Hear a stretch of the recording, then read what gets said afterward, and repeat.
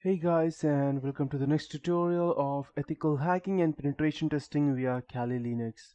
So by far we have come to the almost end of the road, and there are very few topics left for me to go ahead and complete this tutorial. So in of these few topics I will be covering cryptography and database and session hijacking. So what exactly is cryptography? That is the first thing.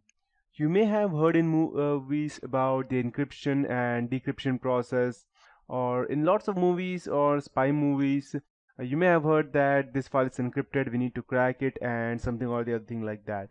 So, what exactly is cryptography? In movies, they have actually gone way too far ahead and shown a lot of things that's not actually possible in reality. But reality is not that different as well. Cryptography is where security engineering meets mathematics, and it's get quite a hell lot of complicated over here.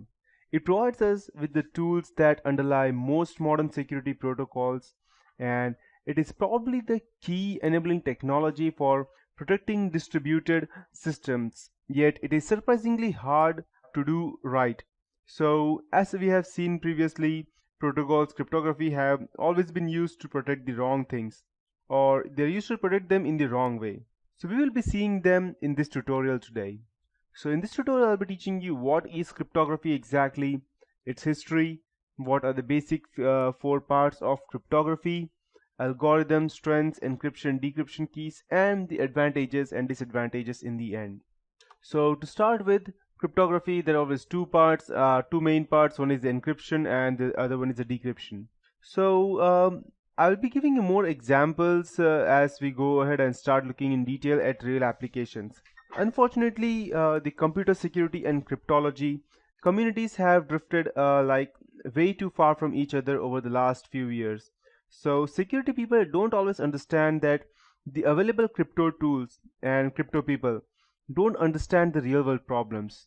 There are a number of reasons such as different professional backgrounds, computer science versus mathematics, different research fundings, and besides that government have tried to protect or promote computer security research while suppressing cryptography. So it reminds me something of a story told by one of my medical friends. He's in medical, and he told me that when he was young, he worked for a few years in a country where, for economic reasons, they had shortened their medical degrees and concentrated on producing specialists as quickly as possible.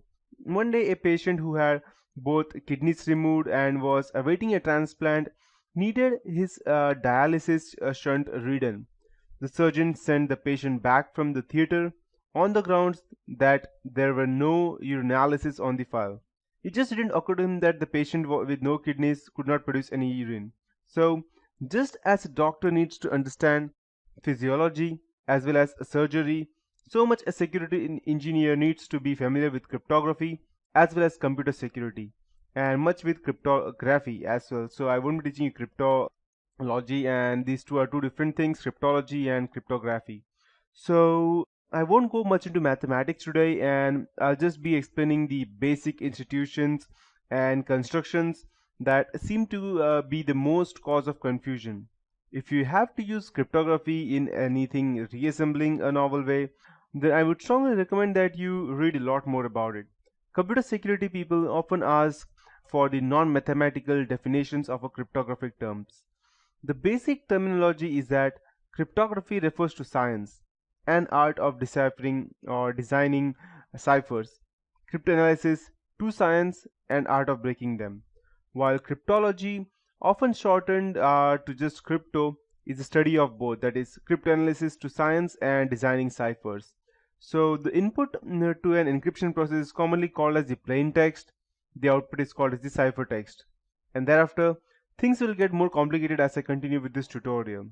There are n number of cryptographic primitives, basic building blocks such as block ciphers, stream ciphers, or hash functions.